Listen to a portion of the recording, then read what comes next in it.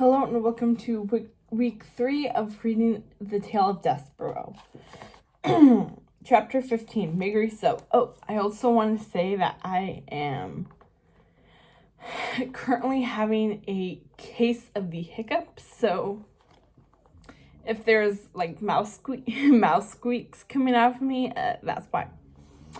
Anyway, Chapter 15, Miggery So. There are all kinds of princesses. Some are born that way, some marry into it, and some are destined to be princesses only in their own minds. No one could mistake Miggery So for a princess, certainly not while she was on her hands and knees scrubbing the marble floor of the great hall. Even when not on all fours, Mig, as she was called, bore an unfortunate resemblance to a pig. Her nose turned up, her cheeks puffed out, and her body was more than a little pornice. Mig scoured the floor with a coarse brush, back and forth, back and forth. It was hard, tedious work, but every now and then Mig took a break and gazed up at the top of the hall's long staircase. Above the stairs, a portrait of Princess P adorned the wall. The painted P looked down upon the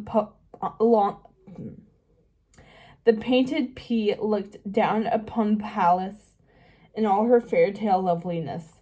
Pretty princess, Meg thought dreamily, imagining herself in such a portrait. But when she went back to scrubbing, all Meg saw was her own sad face reflected in the marble floor. Miggery So wasn't born into royalty, and who'd marry her?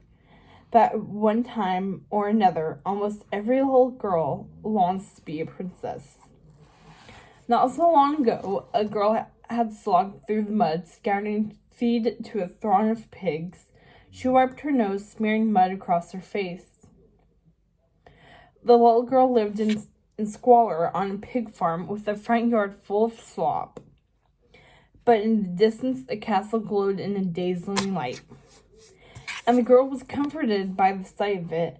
"I'm gonna live right there," the girl said, pointing out the castle to one of her pigs. The pig snorted. "Right up there, near the tippy top," she said. Quit your daydreaming," a man covered in slop screamed in the girl's ear. The daydreaming girl was Miggery So, and the slop-covered man was her Uncle Ned. Ned screamed loud and often. He screamed so loud that his words began to sound like a shrill ringing in Miggs's head. And he screamed so often that soon Mig didn't even hear the ringing anymore. Instead, a soft angelic note echoed in her own imagination. "Feed those swine," Uncle Ned yelled. "Yes, I know, Meg," said Mig, still staring at the castle. "It's going to be all mine." "No, you deaf little urchin," I said. "Feed those swine." Miggery So had been shoveling slop as long as she could remember. Her Uncle Ned had put a shovel in her hand from the minute she could hold one. She didn't mind too much. She got on quite nicely with pigs. Pigs could be counted on. Pigs did not scream. Plus, they were excellent listeners. Meg plopped it down in the muck, and the swine gathered around, nuzzling her as she spoke. "That's right," Meg told them. "I'm going to have a special room just for me, dresses and another whole closet just for me knickers." In fact, Miggery So could see her future very, very clearly. She could see the tiara, the fancy dresses, the maids-in-waiting, and when things got really bad around the farm, she could see the moment when she would finally be delivered from it all. As the years passed, Mig only grew more convinced that she was destined to reside in the castle, even as she herded the hogs into their sty for the umpteenth time. "Not long now," Meg told them. "I promise you that." So there she was, getting the last hog in the sty when she noticed a visitor. Uncle Ned was talking to a man she'd never seen before. Meg wiped some slop from her forehead, accidentally wiping more slop onto it, and listened closely. 20 for the big ones, 15 for the sew, and 12 for the girl, the man said. 15 for the girl, countered Ned.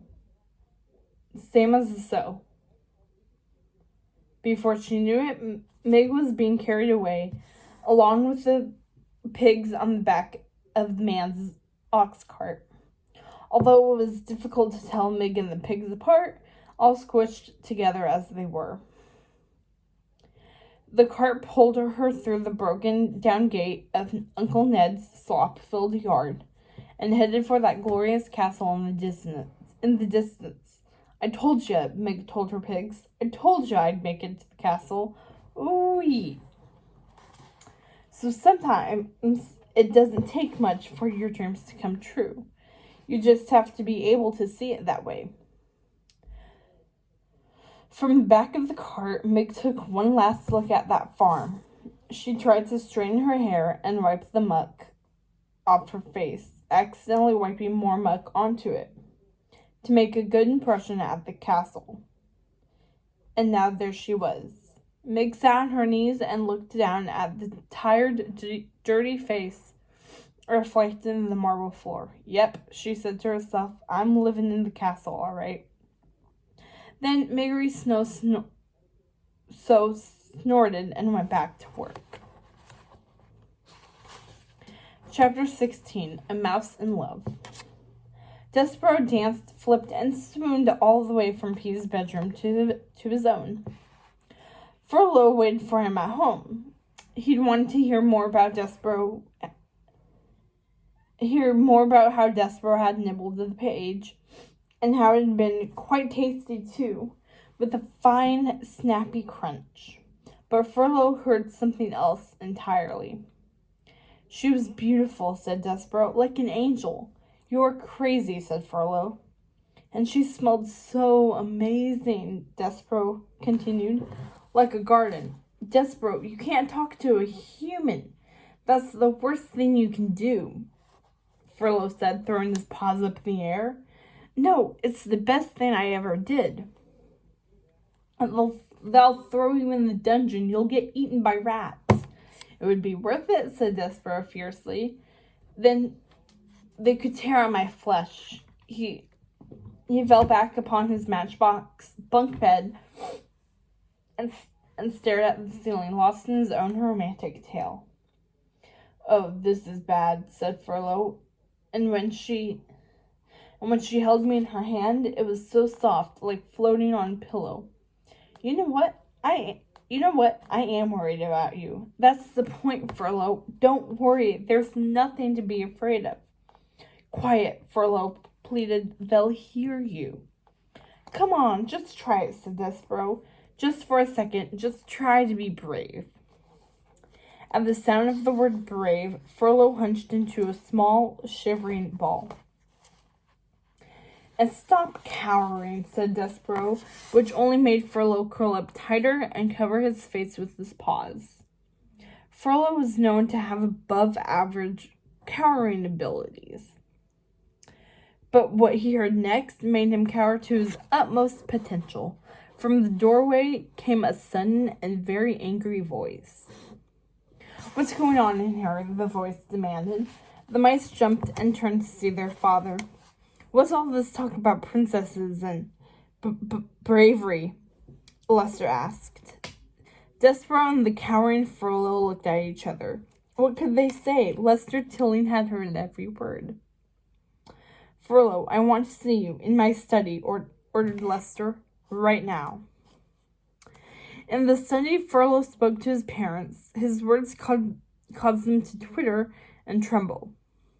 Lester paced back and forth, nodding occasionally and cringing often, but Furlough's last comment caused his father to stop in his tracks. I've had this book for years, and I've never noticed that They miss. Stop. I don't think that was intentional. Are you sure? Lester asked. That is what he said, answered Furlow. A real human. A princess, Furlow said, hiding behind shaky paws. We need to tell him. We need to tell the Mouse Council. But they'll, Antoinette said, unable to finish. This is bad, said Lester. This is very bad. If they find out that they didn't find out, then they'll find out that it was me who, oh no. But they'll send him to the dungeon, cried Antoinette. He'll get eaten by rats, Furlow added hysterically. Not if we beg. If we really beg, said Lester, and show them that he's changed, that he's afraid, and he has turned into a real mouse, and Furlow and Antoinette quivered with dread, afraid to watch what Lester was about to do next. Despereaux, Lester called. The Tilling house was silent. Where is he? Lester asked. Despereaux was not at home. Despereaux was, at that very moment, running back toward the mouse hole, toward the princess, and light and adventure. While not so far away, someone watched the mouse flee. If only the mayor had not seen Despereaux leave, the next part of the story might have turned out quite differently. Chapter 17, A Man or a Mouse? Of course, destiny is a funny thing. We go out to meet it, sometimes even when we don't know that we are. A wide open page spread out before Despereaux like a vast land. Its first line of print was a road that promised adventure. The mouse traveled over the landscape, reading as he walked. The storybook knight galloped across the countryside, toward a castle in the distance. The fair princess was still waiting by her window. The knight thundered toward her. He stormed across the drawbridge and onto the castle courtyard. He flew off his saddle, drew his sword, and bravely made his way toward the princess. In her chambers, the princess turned as the valiant knight burst through the door. Their eyes met. Neither moved for a moment. Then they ran toward each other, and Despereaux Tilling. Only this voice was not soft and light like that of a storybook princess. This voice was cold and brutal and quite real. Despereaux wheeled around. 3 elderly mice, led by the mayor, stood on the page. The members of the Mouse Council looked down upon Despereaux with scornful, beady eyes. Hold on.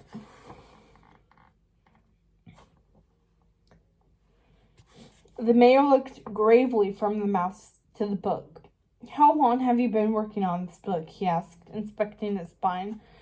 A week, Despereaux answered.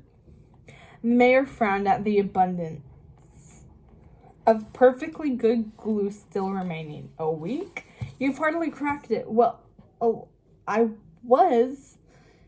just want to see how it ends, Despereaux said truthfully. This, as you might have guessed, was the wrong answer. Back in the mouse world, a huge crowd was forming. News of a Mouse Council arrest spread quickly. Mice ran from their homes and swarmed the town square. They all clamored just outside the mouse hole to get a better look at the prisoner about to enter. When he arrived, mice had to stand on park benches to catch a glimpse of him. And the prisoner was so small, it was nearly impossible to see him among the council escorts and 2 burly guards. The specters pointed and whispered the captured mouse's name. You see, Despereaux Tiller was no longer an anonymous mouse, free to stare out the window and daydream. He was now a mouse accused of, and about to be tried for, unspeakable crimes. In no time at all, Despereaux was seated in the Mouse Council courthouse. Fashioned out of a grand silver humidor, the courthouse was designed to make a mouse feel small. Polished walls went on forever, and the sky-high ceiling was decorated with the ornate seal of the cigar company. And to ensure that a mouse felt smaller still, the Mouse Council sat at a long table that loomed high above the accused. At the head of the table, the mayor recited Despereaux's crimes, refused training as mouse, refused to respect the will and guidance of elder mice, repeatedly engaged in bold and unmeek behavior, triggered willfully not less than 17 mousetraps. Here the mayor paused dramatically while the audience murmured. Despereaux smiled slightly to himself. Had personal contact with the mayor paused again with a human being. The crowd gasped. Despereaux Tilling, the mayor said, "Are these charges true?" Yes, I think so, Despereaux said, and then, trying to be helpful, added, "But I lost track of how many mousetraps. Do you understand the penalty for associating or conversing with a human being?" The mayor asked, his voice thundering down upon the little mouse. Now, where you might be wondering, were Mr. and Mrs. Tilling seated during this inquisition? Lester and Antoinette were at home, too overcome with worry to watch. By the living room window, Lester cowered and rocked, with his wife beside him. "Isn't there something you can do?" Antoinette asked, looking back toward the courthouse in agony. "Antoinette, stop," said Lester, wringing his paws. "Stop that. You have to trust them. They're the council, cause they're the council." Chapter 18. Oh.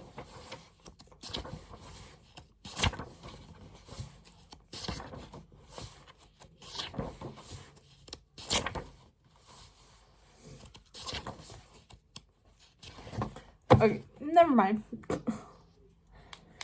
Chapter 18. The Threadmaster. "Is there anything you wish to say in your defense?" the mayor asked Despereaux. The mouse glanced around the courtroom for perhaps the first time in his life. Despereaux felt small and afraid. Well, it was a very good story, and he said, "She was a very beautiful princess. So you admit that you had contact with a human being?" "Yes," Despereaux said, smiling at the memory of his kiss. "I did." Hold on. Ew. The audacity of his last statement set off a whole round of murmurs. The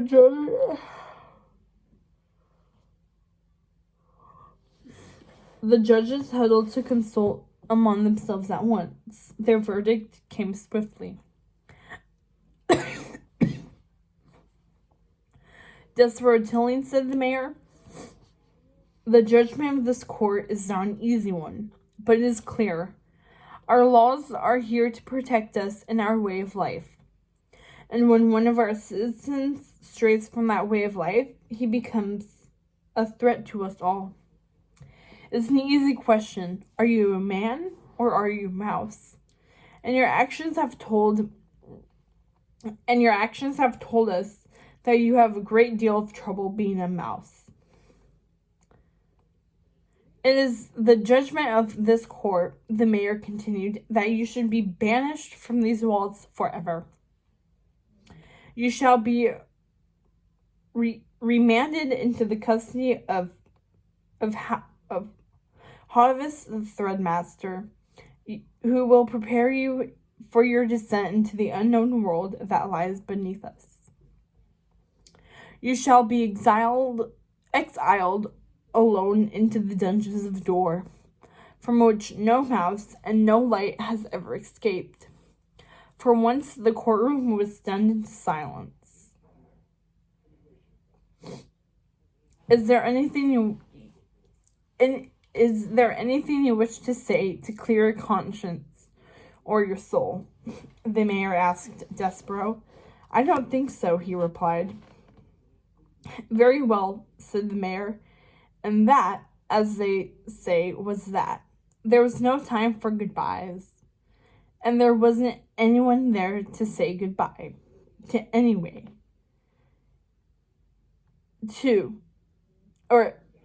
And there wasn't anyone there to say goodbye to. Anyway, Despereaux had to leave immediately. Hovis, the threadmaster, was waiting. Pa-rum, pa-rum, pa-rum. I felt ridiculous saying that. A slow and steady drumbeat accompanied Despereaux's march from the courthouse. The town square was jammed with mice. It had been a long time since a mouse was exiled, and at this rate, who knew when the next one would be? Mouse guards escorted Despereaux through the dense mob. The other mice gasped and cut a wide path for him as he passed. A few hooted and jeered. Hidden among the crowd, Lester and Antoinette Tilling watched too. Despereaux, Antoinette cried. Shh, said Lester. My baby, she wailed. Quiet, dear, whispered Lester. There's nothing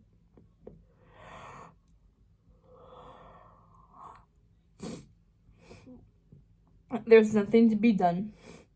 Despereaux's parents could only watch as their son was led back toward the back of the mouse village. He was entering the darkest part of the mouse world, where few lived and fewer traveled, certainly no respectable mouse. The streets dwindled into dusty alleys, and the buildings turned back into what they once were. Broken urns, rotten shoes, and other trash. At the edge of this neglected part of town, the crowd fell away. No one was willing to tread any closer to either the darkness or the fearsome-looking mouse who led the prisoner. The guards thrust Despereaux at Hovis, the threadmaster, then turned and ran away as fast as they could. Despereaux looked up at the threadmaster, who was shrouded in a long leather coat and a black hood that hid his face. He was an alarmingly large mouse, especially next to his tiny prisoner. Hovis turned and led the mouse across a narrow bridge. At the end, they came to a door of an upside-down glass dome, and the threadmaster's lair. Hovis motioned abruptly for Despereaux to enter.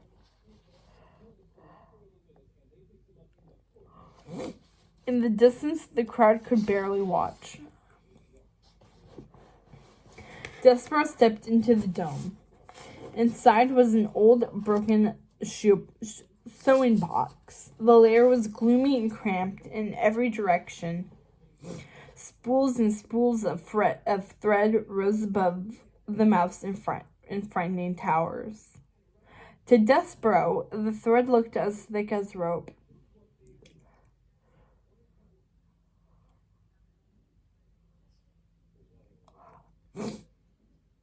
He shivered, knowing it was all used for one sinister purpose. Stand here, Hovis said, pointing to the top of a spool of thread. He seemed to study Despereaux for a moment. Then he selected a spool of red thread and pulled out a couple of lengths. Red? Despereaux asked. Hovis took a sharp knife from his belt. So they tell me, he said, swiftly cutting the thread. Despereaux looked closer at the large mouse. Hovis had not selected the thread by sight but touch. The threadmaster was blind. In one fluid moment, Hovis expertly tied the thread tightly around Despereaux's waist so that its length streamed behind. "So you're the brave one," Hovis said. "I guess," said Despereaux. Hovis finished the knot. "That's good. It'll carry well down there." Despereaux looked at the long scarlet stream that followed him. "Wear it proudly," said the large mouse. "There's no shame." Despereaux nodded. "It's time," said the threadmaster. Chapter 19. In the dungeon. Hold on.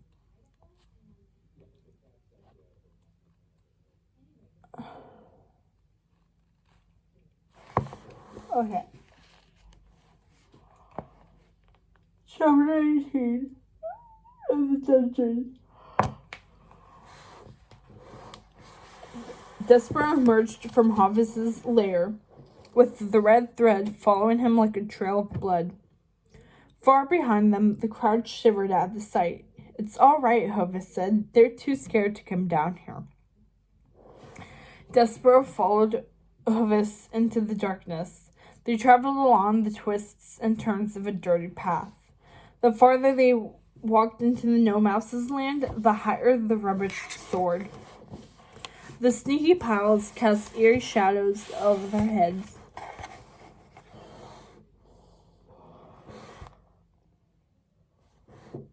Whoa. At last, Hovis stopped at a spot in the floor where a rusty grate covered a drain. It looked like the same grate Despereaux had once eagerly peered into. The same endless blackness, the same detestable stench, but to Despereaux it looked blacker and smelled more heinous now. "In there?" said Despereaux.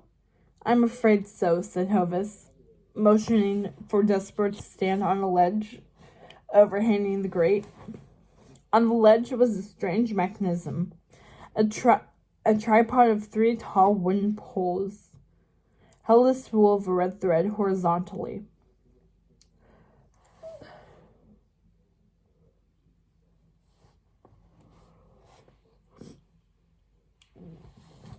The long end of the thread dangled from the contraption, spilling onto the ledge and down a long plank into the grate below.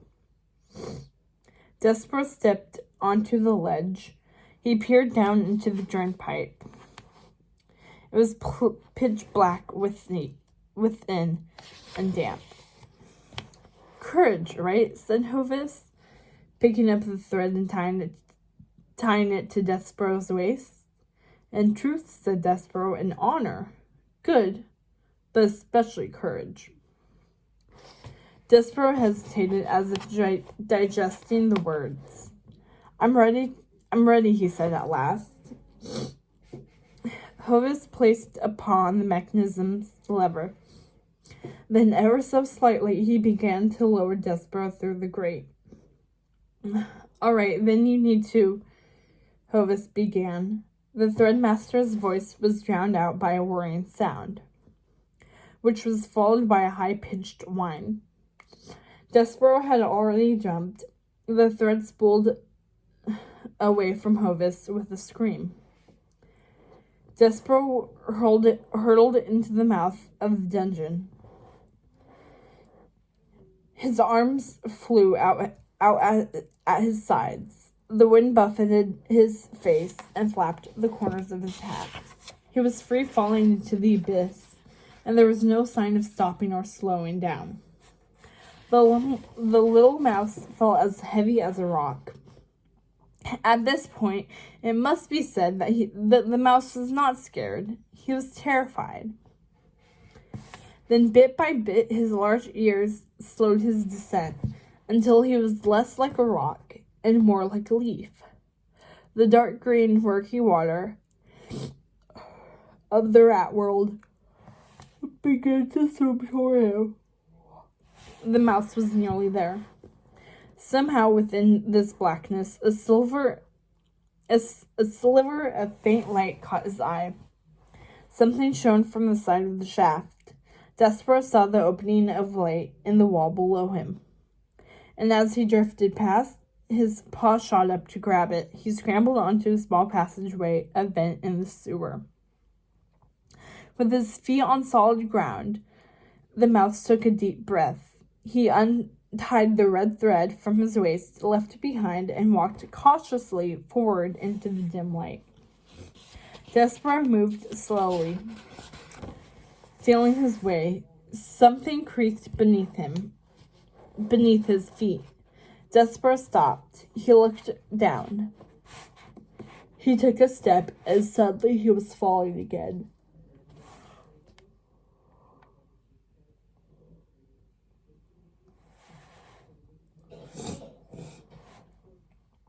Thunk, thunk, thunk. The mouse tumbled down a staircase and slammed onto a cold, slimy floor. Despereaux took a deep breath, wheezed, and moved gingerly forward. He came face to face with a human skull. The mouse stifled a scream. He froze. Courage, he told himself, remembering the Threadmaster's words. Despereaux took a breath and continued on, though the darkened corridor.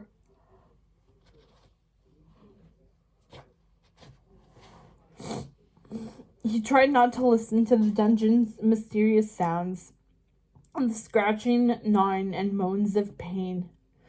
He tried not to look at cell door after cell door, all bolted shut, with only a tiny slit for a window. Most of all, the mouse tried not to think about who or how many followed him as he headed into the void. Chapter 20. Gregory the Jailer. Gregory the Jailer sat on his stool in a pool of light cast from a single oil lamp. His huge ring of keys. Hold on. Okay. His huge ring of keys hung at his side. Rats crawled all over him, but Gregory hardly noticed. He was snoring. Hello? Despereaux called into the darkness. Hello? Gregory woke with a jump. Let's go, on the double, came a whisper. It was Smudge, ordering the rats off of Gregory. They raced out of sight and hid behind a grate in the wall. Who's that? Who goes there? Gregory asked, holding his lamp aloft. Who is that? Despereaux Tillian, said a tiny voice in the darkness.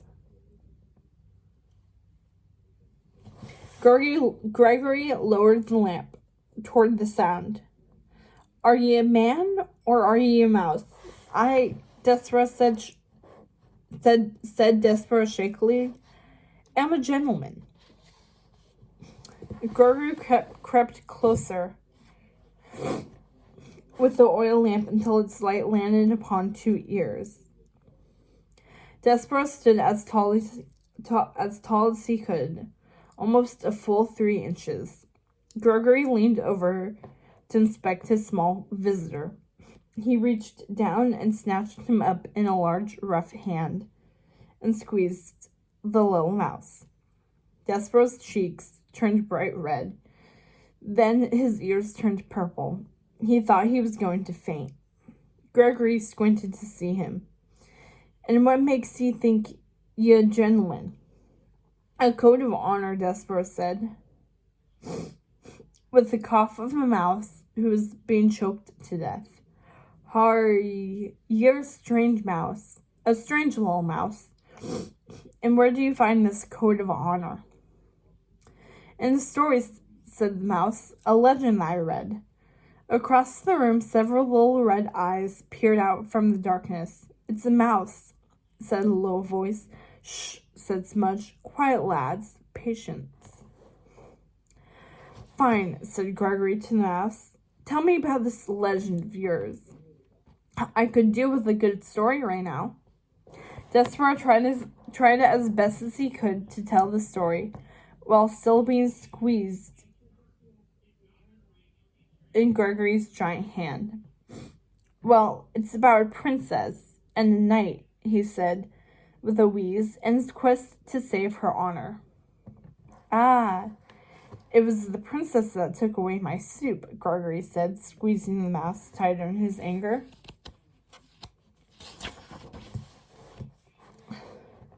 She didn't take it, Despereaux said,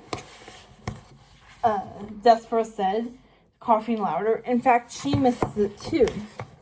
The rats listened in the darkness, but one face poked out from the shadows. Roscuro hung on Despereaux's every word. How do you know all this? Gregory asked. I've seen her, Despereaux replied. Seen her? I've talked to her, Despereaux said. Talked to her? And that's why they sent me down here. And what did this princess tell you when you had your royal audience? Gregory asked with a nasty laugh. Oh, you must be a royal mouse. Is that it? And she told me that she missed the soup and the rain and most of all, the sunlight, said Despereaux. Roscuro's eyes widened and Gregory's smirk faded. Even in the weak lamplight, the pain etched across the jailer's face was visible. Well, I don't want to hear your little stories about princesses and sunshine. Go tell them to the rats. Gregory, the jailer, flung the mouse across the room. Despereaux bashed.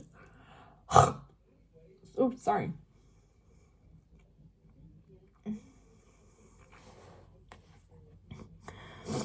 Despereaux bashed against the wall. He lay dazed on the dungeon floor. Smudge stepped out of the shadows and pointed to the new arrival. All right, boys, get that mouse. Despereaux groaned and stirred slightly. When he opened his eyes again, he was sure he was seeing stars. A million little red dots glowed in the darkness. By the time the mouse's eyes adjusted, it was too late.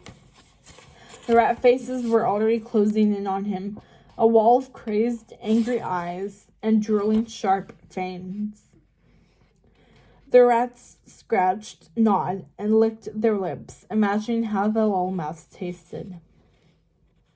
Only one rat hung back as the hungry pack engulfed Despereaux. Chapter 21. Captured. The next thing he knew, Despereaux was tumbling out of a pipe onto a stone floor.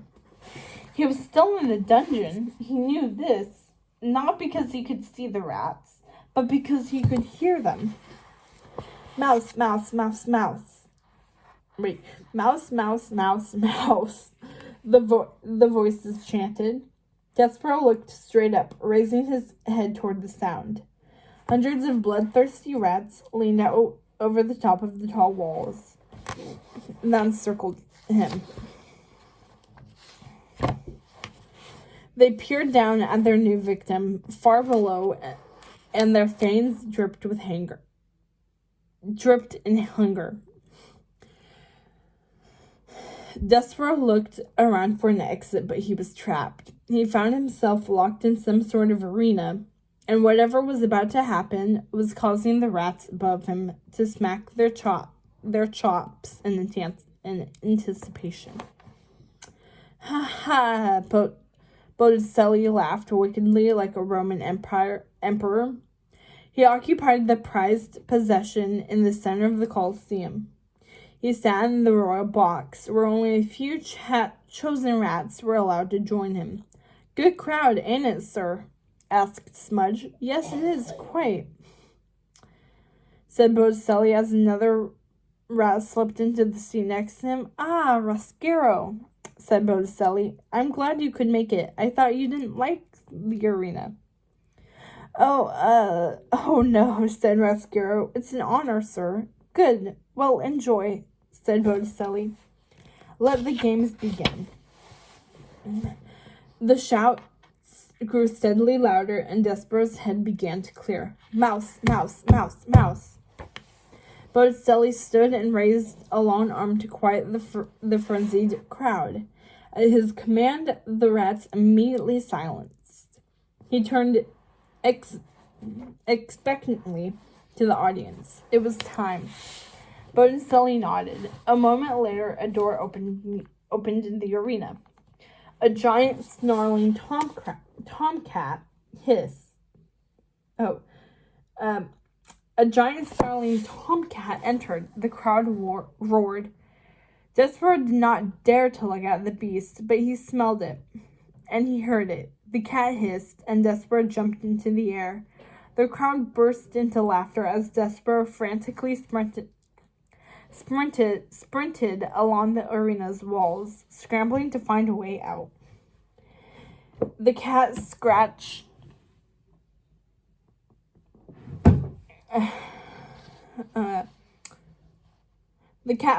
at a post, not yet noticing Despereaux. From the top of the wall, a rat threw a ball of wool into the arena to divert the cat's attention. The ball bounced and rolled. The cat's eyes followed the ball's path, straight to the feet of the shaking little mouse. The tomcat moved toward Despereaux and swiped at him with its giant paw. Despereaux leaped out of the way as 5 sharp claws sliced through the air where he'd just been standing.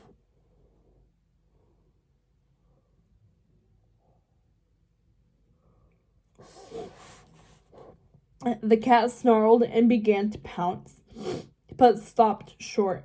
A chain attached to its collar was the only thing keeping the cat from tearing the mouse to pieces. The cat strained, struggling to reach Despereaux. Botticelli signaled again, this time for the chain to be loosened. The cat advanced on Despereaux and hissed loudly into the mouse's large ears. Despereaux ran through the cat's legs. The chase was on. The cat followed Despereaux around and around the arena. It wasn't long before the mouse was cornered. Despereaux was pinned against the wall. The cat raised his paw, ready to strike for the last time. The rats were on the edge of their seats. They were waiting for the signal from Botticelli any second now. Botticelli rose and moved to lower his thumb. "Wait," a voice cried. "Can I have him?" Botticelli turned to the rat seated next to him. "Can I have this one?" Rescuer asked. "Please?" "What?" asked Botticelli, surprised. Rescuer said, "That one looks so tasty." "Well, this is progress," said Botticelli with an icy smile. "Perhaps we're starting to leave the past behind us. Enjoy, my friend. Don't leave a morsel." "Oh, I won't," promised Rescuer. The enraged cat was so close to Despereaux that the mouse could count its many jagged teeth and smell its hot, reeking breath blasting down upon its head. The cat licked its lips, ready to eat. From behind the rail, Botticelli raised his paw into the air. At the new signal, a rat reeled the chain in and dragged the surprised cat away. The crowd let out a huge groan of disappointment. Then Botticelli, like a proud father, placed a clawed paw on Rescuer's shoulder and led him through the box to retrieve his gift. And with that concludes chapters 15 through 21 of the Tale of Despereaux. Don't forget to remember to like, subscribe, and comment. See you tomorrow.